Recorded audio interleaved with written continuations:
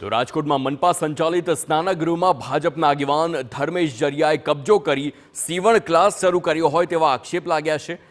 અંબાજી કડવા પ્લોટ વિસ્તારમાં સોસાયટીમાં મહિલાઓ માટે માઠા પ્રસંગમાં સ્નાન કરવા માટે સ્નાનગૃહ બનાવાયો હતો, જેનો ઉપયોગ મહિલાઓ દ્વારા કરવામાં આવતો હતો।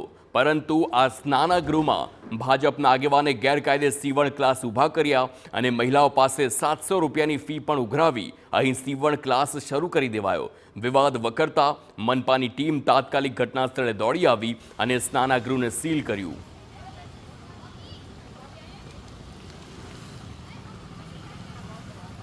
રાજકોટના અંબાજી કડવા પ્લોટ વિસ્તારમાં મહાનગરપાલિકાની ઘોર બેદરકારી સામે આવી છે।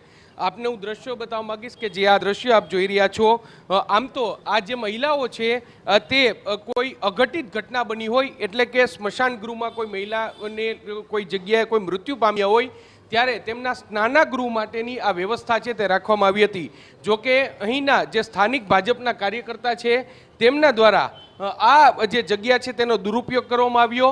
અહીં કલરકામ કરી અને આ જગ્યા કે જે જગ્યા જે મહિલાઓ છે તેમના સ્નાનગૃહ માટે અનામત રાખવામાં આવી હતી, આ જગ્યામાં તેમના દ્વારા કલરકામ કરી પંખા રાખી અને સીવણ ક્લાસ છે તે ચાલુ કરી દેવામાં આવ્યા। સમગ્ર મામલો છે તે પ્રકાશમાં આવતા વિજિલન્સની ટીમ છે તે અહીં પહોંચી છે અને તેમના દ્વારા આ જે આખો જે સ્નાનગૃહ છે તે બંધ કરવાની કામગીરી છે તે હાલમાં કરવામાં આવી છે। આપણે જે વિજિલન્સ સર, શું કાર્યવાહી અત્યારે કરવામાં આવી છે? આ શેના માટે અનામત રાખવામાં આવ્યું હતું ને હવે શું કાર્યવાહી કરવામાં આવી છે?